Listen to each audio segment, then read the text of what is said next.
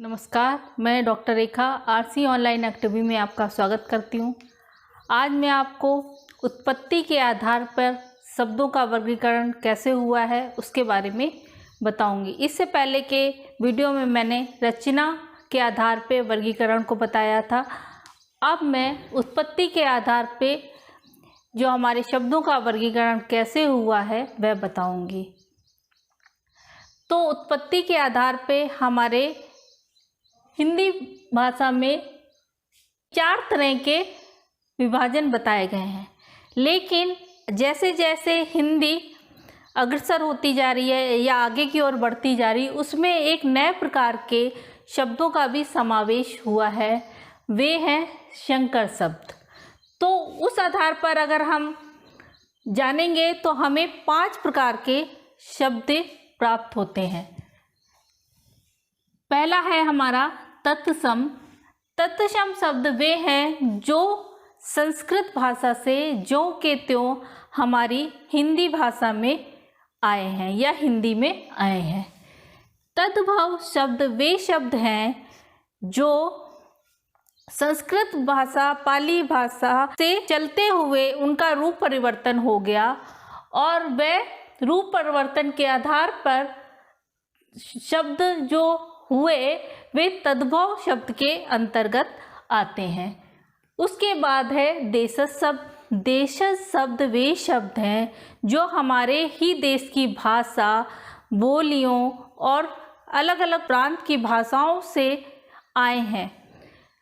वे हमारे देशज शब्द कहलाते हैं। ये देश में ही उत्पन्न हुए हैं।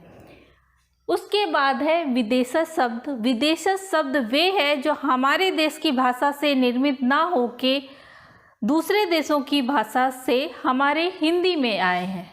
और संकर शब्द वे हैं जो 2 भाषाओं के मेल से उत्पन्न हुए हैं। जैसे एक मैं शब्द बताती हूँ, रेल गाड़ी।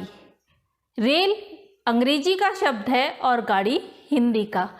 तो संकर शब्द में 2 भाषाओं से निर्मित शब्द आते हैं। अब हम आपको बताएंगे कि तत्सम शब्द। सबसे पहले हम तत्सम शब्द के बारे में जान लेते हैं। तत्सम शब्द का अर्थ है उसके समान, अर्थात अपने जो स्रोत हैं संस्कृत के समान जो शब्द संस्कृत से ज्यों के त्यों हमारे हिंदी में लिए गए हैं। जैसे नयन, पवन, सरिल और भी बहुत से शब्द इस प्रकार के हमारे संस्कृत में आए हैं। जैसे नयन, पवन, कर्ण, ऋण,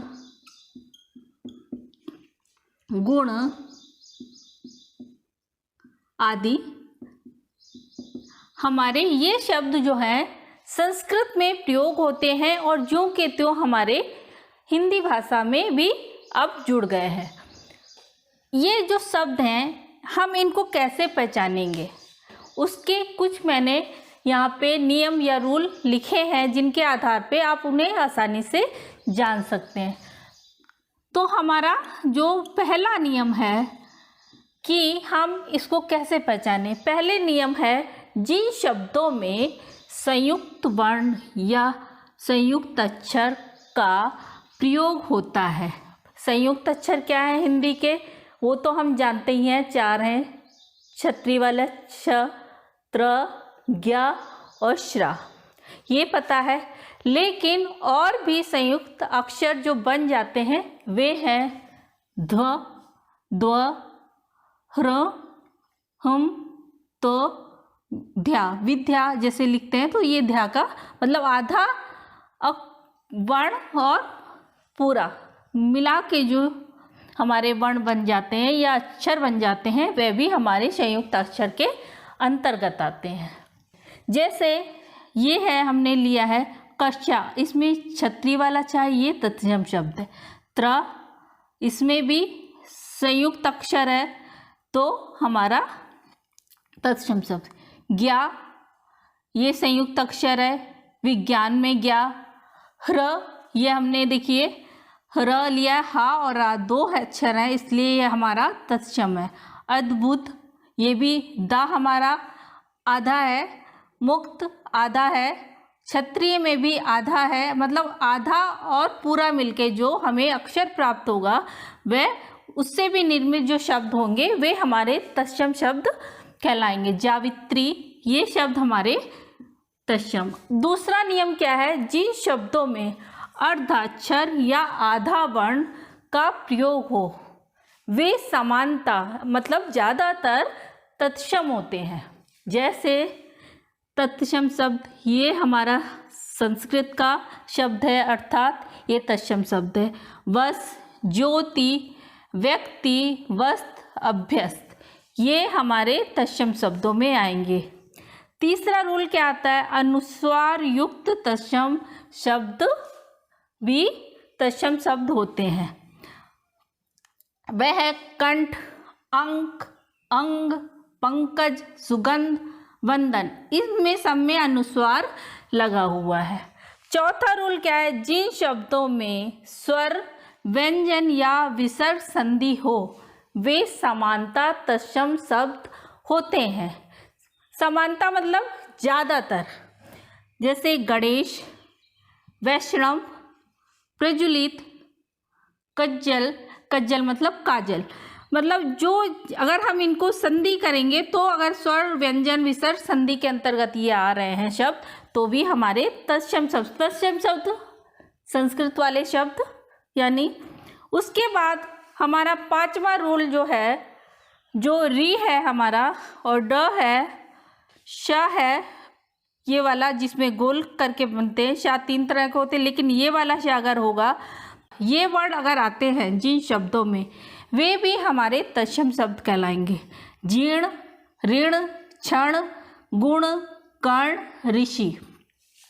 उसके बाद है छठा रूल हमारा क्या आता है, वे शब्द जिनका पर्यायवाची बनाया जाता है, जिन शब्दों से पर्यायवाची बनाया जाता है वे शब्द भी हमारे ज़्यादातर तत्सम शब्द के अंतर्गत आते हैं। जैसे पवन, हरि, सरल, पीत, नयन, इनसे हमारे, या हम ये कह दें ये हम नॉर्मल बोलचाल की भाषा में प्रयुक्त नहीं करते। नयन हम नहीं बोलते, हम बोलते हैं नैन। पवन नहीं बोलते, हम बोलते हैं हवा। मतलब जिनका प्रयोग हम रोज़मर्रा की ज़िंदगी में नहीं करते वे भी हमारे तत्सम शब्द के अंतर्गत आते हैं। और सातवां रूल जो है पहचान से मुक्त, अर्थात हमको अपने ही आधार पर जानना पड़ेगा कहीं कहीं पे कि ये तत्सम शब्द है या नहीं। ये सारे रूल उस जगह पे फेल हो जाते हैं। कुछ वर्डों में ही होता है, वर्णों में ही या शब्दों में ही ऐसा होता है। जैसे ये हमारा है अवघट, एक शब्द लिया है मैंने। अवघट का मतलब होता है औघड़, लेकिन अगर हमें इसका मतलब ही नहीं पता तो हम ये तत्सम पहचान नहीं सकते। अलूक मतलब होता है उल्लू। तैल ये तैल जो है, ए की मात्रा लगा हुआ तैल, ये संस्कृत में प्रयोग होता है। और तेल हमारा रोज़मर्रा के जीवन में प्रयोग करते हैं। मामिका संस्कृत का वर्ड है, इसका अर्थ होता है मामी। अलूखन मतलब होता है ओखली। मतलब कहने का तात्पर्य ये है, अगर हमको जो शब्द मिला है उसका मीनिंग ही नहीं पता या अर्थ ही नहीं पता है तो कहीं कहीं पे ये रूल भी फेल हो जाते हैं। लेकिन ज़्यादातर आपको ये रूल ही जब आप देखेंगे वो शब्द में तो आपको पता चल जाएगा कि तत्सम शब्द ये होगा या हमें आसानी से पहचानने में सुविधा होगी। अब हम तत्सम के तो नियम हमने जान लिए, अब हम तद्भव के बारे में जानेंगे। तद्भव,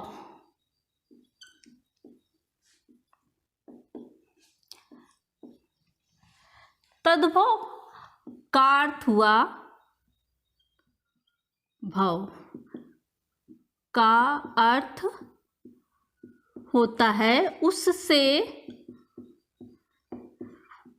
उत्पन्न, उससे उत्पन्न यानी संस्कृत भाषा से उत्पन्न जो शब्द हैं उससे उत्पन्न अर्थात संस्कृत, पाली, प्राकृत,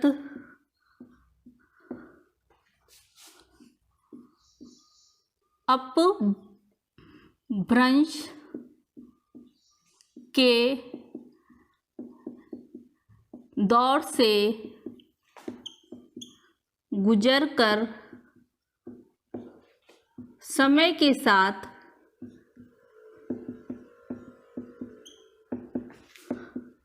हिंदी में प्रचलित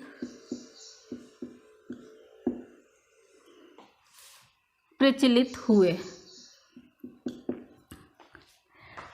तद्भव का अर्थ होता है उससे उत्पन्न, अर्थात संस्कृत, पाली, प्राकृत, अपभ्रंश के दौरान जब ये भाषाएं चल रही थी उसके दौर से गुजरकर समय के साथ हिंदी भाषा में जो परिवर्तन के साथ प्रचलित हुए शब्द हैं वे हमारे तद्भव शब्द कहलाते हैं। प्रचलित हुए शब्द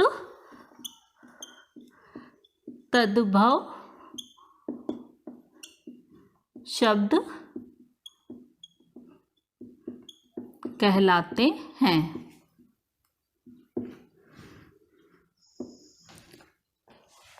वे शब्द, तो हमारी परिभाषा के अनुसार हमें ये पता चला कि ये शब्द संस्कृत के शब्द नहीं हैं, बल्कि उनमें थोड़ा परिवर्तन हो के वे शब्द हिंदी में प्रयोग हुए। जैसे संस्कृत में नयन शब्द बोला जाता है या तत्सम में नयन शब्द है, उसका बन जाएगा, मतलब सामान्य भाषा में ये नयन हो जाएगा।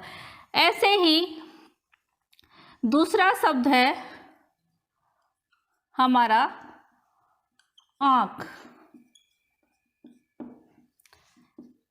उसको हम आँख बोलेंगे, चंद्र बिंदु लग जाएगी। अब इसके भी कुछ नियम देख लेते हैं कि वह शब्द क्या है।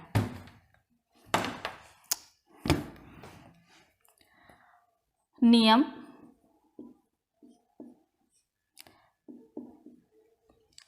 पहला नियम है कि संयुक्ताक्षर,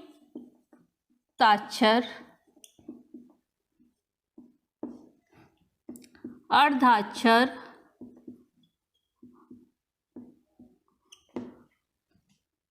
सामान्य संधियों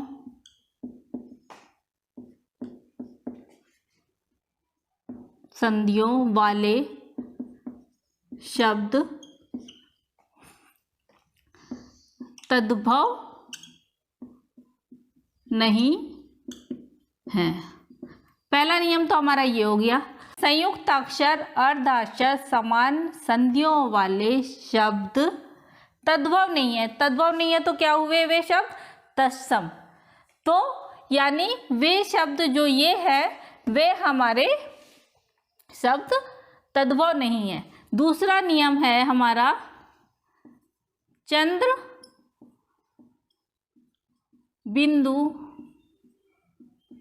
वाले शब्द, जो चंद्र बिंदु वाले शब्द हैं वे हमारे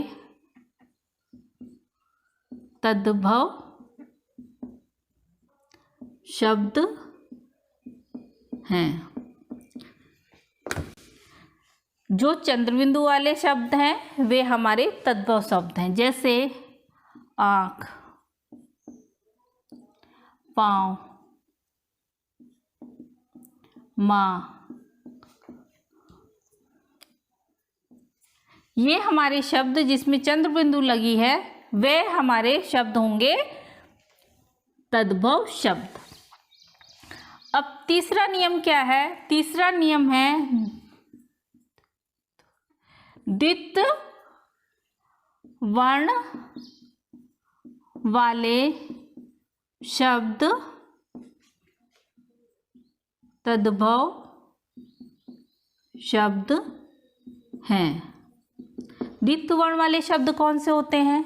जिसमें दो वर्ण हो, एक आधा हो और एक पूरा, लेकिन दोनों एक ही से हों। जैसे चक्की, इसमें एक आधा है और एक पूरा, तो ये हमारे तद्भव शब्द हुआ।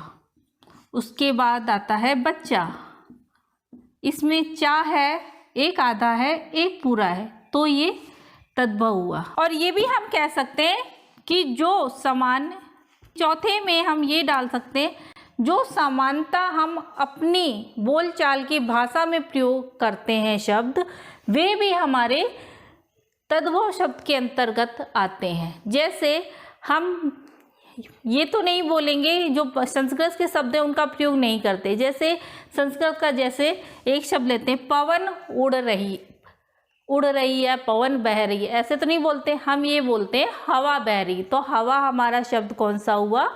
ये हमारा तद्भव शब्द हुआ।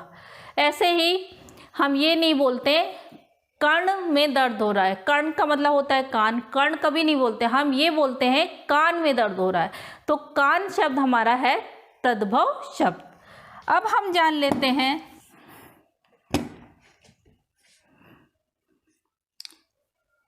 देशज, इसको हम विगत शब्द भी बोलते हैं। एग्जाम में आ सकता है कि विगत शब्द कौन से, तो विगत शब्द देशज शब्द भी कहलाते हैं हमारे।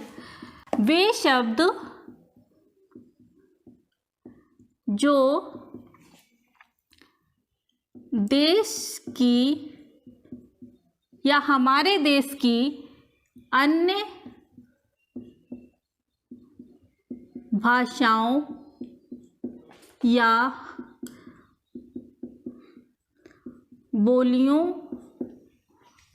से उत्पन्न हुए हैं, वे हमारे देशज शब्द कहलाते हैं। इतना तो हमने जान लिया कि ये वे शब्द हैं जो हमारे देश में बहुत सारी भाषाएं हैं, तमिल, तेलुगु, पंजाबी, इन भाषाओं से जो हिंदी में आए हैं वे हमारे शब्द क्या है? देशज शब्द। इसमें एक और चीज़ जान लेने वाली बात है कि संस्कृत या हिंदी के शब्द, संस्कृत या हिंदी के जो शब्द हैं वे इसके अंतर्गत नहीं आते। जैसे लुटिया या लोटा, सांभर,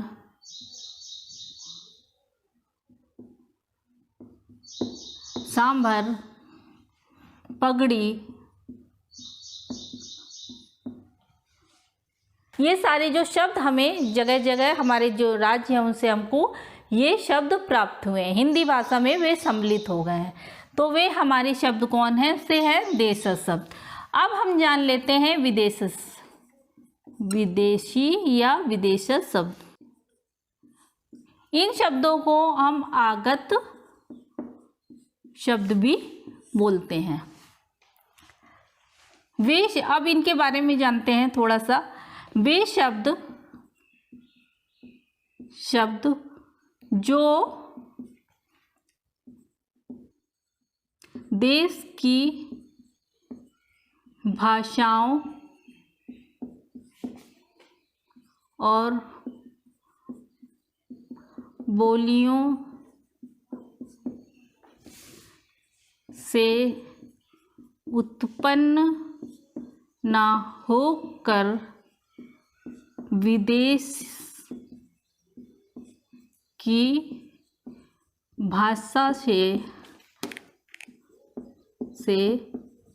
हिंदी में आए हैं, वे विदेशज शब्द कहलाते हैं।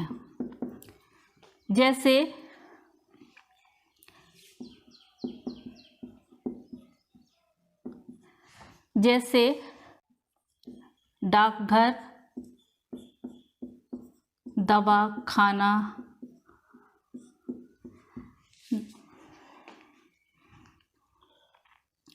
रोड, ये हमारी विदेशी भाषाओं के शब्द हैं। वे कौन कौन से हैं अब वो हम जान लेते हैं। तो विदेशी भाषा के अंतर्गत आने वाले शब्द में हैं पुर्तगाली शब्द, अंग्रेजी शब्द,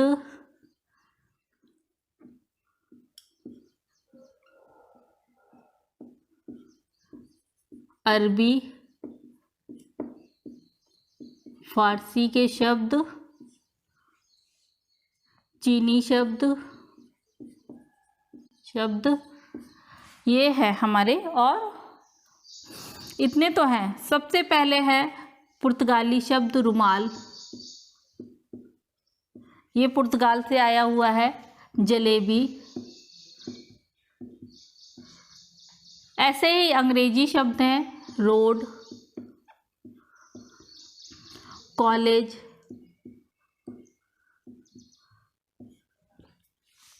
अरबी और फारसी के शब्द हैं अल्लाह, आका,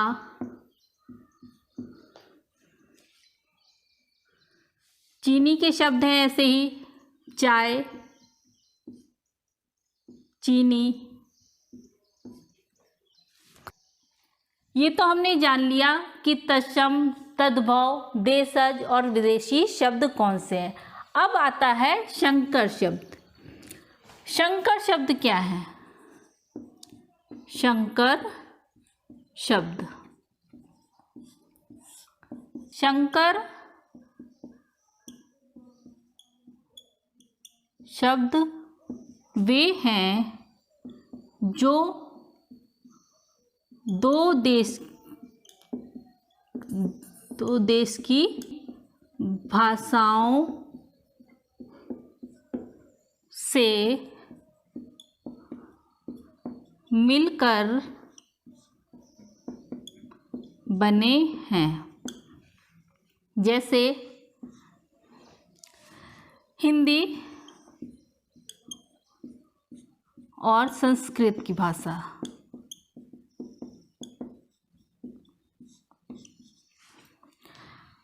वर्षगांठ। दूसरा है मांग पत्र। उसके बाद है हिंदी और अरबी भाषा और अरबी। इन शब्दों में दो भाषाओं का मेल आपको दिखाई देगा। वर्ष संस्कृत का शब्द है और ये हमारा हिंदी का है। इसी हिसाब से दूसरा है हिंदी और अरबी। किताब, घर, थानेदार। उसके बाद आता है हमारा संस्कृत और अंग्रेजी। जैसे रेल अंग्रेजी का शब्द है, यात्री हिंदी, संस्कृत जो भी आप, ये संस्कृत का शब्द है। उसके बाद है योजना, कमीशन। योजना संस्कृत का शब्द है और कमीशन अंग्रेजी का शब्द है।